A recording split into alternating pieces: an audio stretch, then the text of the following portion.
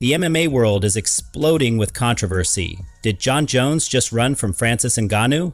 Is Alex Pereira really cheating? Islam Makhachev's shocking fight refusal has fans buzzing, while Robert Whittaker breaks his silence on Ankalaev's victory. And wait, Merab Dvalishvili just had a surprise run-in with Georges St-Pierre? Buckle up, because this is wild. We get some respect for each other. We still have that rivalry. You think you can kick my ass, and I think I'll get kicking his. How can we find out? I tell him to let his daddy know so they can give him a little bit of a freedom to figure that out. How bad do you want to fight that guy after standing there That next to him? has always been the #1 fight that I've been asking for the last 3 years.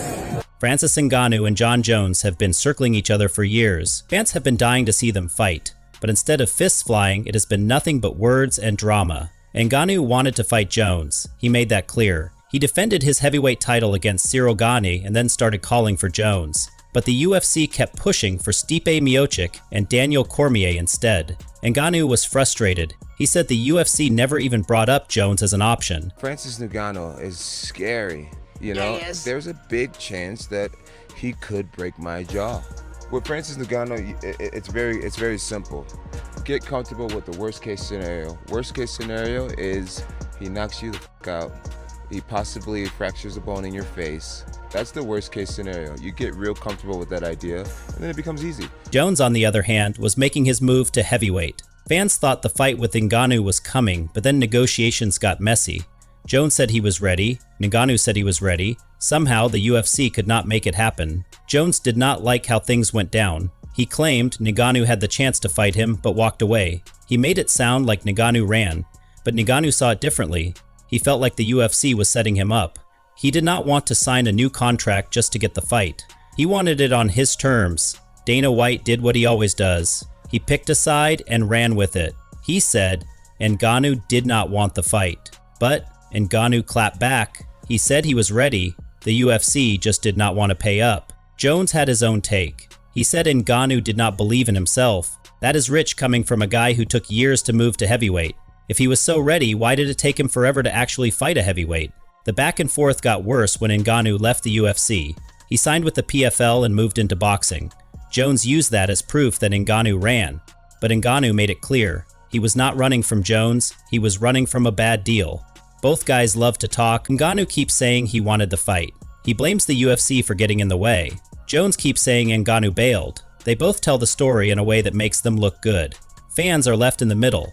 Some think Jones was scared, others think Ngannou did not want to risk losing before securing a bigger paycheck. He's just trying, he's too open on it, like you're too open on it. Like, listen, you're right in front of him. At UFC 313, the fight between Alex Pereira and Magomed Ankalaev was brutal. But after the fight, the real battle started. Ankalaev's coach, Sakrab Magomedov, threw out a wild accusation.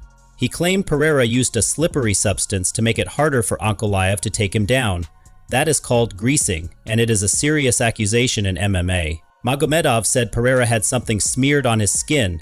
He said Ankalaev could not grip him properly because of it. He even mentioned a strange smell, like some kind of ointment, that made people wonder if Pereira was playing fair. Magomedov also pointed fingers at Glover Teixeira, suggesting Pereira's team might have planned this. Ankalaev still won the fight by unanimous decision, but his coach was not satisfied. He believed Pereira had an unfair advantage. Fans started debating. Some thought it was just an excuse. Others believed Pereira might have used an old trick to avoid getting taken down. Social media exploded with reactions. Some fans laughed at the claim and said Pereira barely has any hair to hold a substance. Others took it seriously and said the UFC should investigate. Greasing has been a problem in the past, so it is not impossible. One fan wrote, "Bruce Spook, get the fook out of here. You Ruskies have a bigger history of cheating, let's let that be known. Magomed would have gotten his A kicked if Putin's hand wasn't fukeked or his illness wasn't a thing. Magomed loses 8 times out of 10, but," another one wrote, saying, "is just sweat."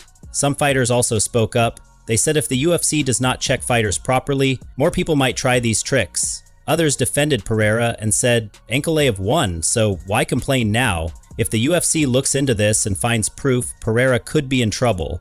Fighters have been punished for greasing before. He could face a fine or even a suspension. Even if nothing happens, his reputation might take a hit. Fans love a good fighter, but they hate cheaters. If enough people believe the accusations, Pereira might have a hard time shaking them off. Islam Makhachev just shut down a fight with Ilia Topuria. That is right, the UFC lightweight champ wants no part of the featherweight king. Topuria, fresh off his win at 145, was ready to jump up and challenge Makhachev, but Islam made it clear he is not interested. One guy that keeps talking about you also is Ilia Topuria. Do you have a message for him? He really wants to fight you next year. No, man. I'm tired to give chance the small guys, you know. Makhachev is tired of fighting smaller guys. That is what he said himself. He has already taken on Alexander Volkanovski twice. Now he wants bigger challenges. He is eyeing a second belt. That means moving up to welterweight, not fighting a guy who has not even proven himself at 155. His team said Islam has not agreed to this fight. He maintains the position that Topuria needs to earn a title shot at 155. Topuria might be a beast at featherweight, but that does not mean he automatically gets a lightweight title shot. Makhachev's camp says he should fight a real lightweight first. Maybe take on someone like Justin Gaethje or Charles Oliveira? Some fans think so. They believe Makhachev is ducking Topuria because he knows Ilia has knockout power. Others say he is just being smart. Why risk his belt against a guy who has not earned it? Makhachev has bigger goals. He wants to be a two-division champ. A fight with Leon Edwards or another welterweight star makes more sense for him. Topuria is in a tough spot. He wants to prove he is the best, but Makhachev is shutting the door. If he really wants that fight, he has to go through the lightweight killers first. That means guys like Dustin Poirier, Beneil Dariush, or even Arman Tsarukyan. But I don't know, Ankalaev looked really good that fight. I thought his forward pressure was definitely the lead component to winning. You know, when the judges' scorecards came up, like the announcement for the winner, if they gave it to Pereira, would I have written a letter of complaint? No, because it was close, and I can see them doing funny business. Magomed Ankalaev just shook up the light heavyweight division. He took down Alex Pereira and grabbed the belt at UFC 313. It was not the wild knockout fans expected. Instead, Ankalaev fought smart. He slowed Pereira down, controlled him, and walked away with a big win. Robert Whittaker had his eyes on this matchup from the start. Before the fight, he said Ankalaev needed to wrestle. If he stood and traded punches with Pereira, it would be a bad night for him. Turns out Whittaker was right. Ankalaev avoided big shots and played it safe. After the fight, Whittaker was not surprised by the outcome. He pointed out that Pereira struggles against strong wrestlers. This was not a shock to anyone who saw his fight against Jan Blachowicz. Ankalaev just did what worked. If there is a rematch, Whittaker thinks it will go the same way. This fight changed everything in the light heavyweight division. Pereira was the guy everyone feared. He had scary power and a highlight reel full of knockouts. But now, the division belongs to Ankalaev.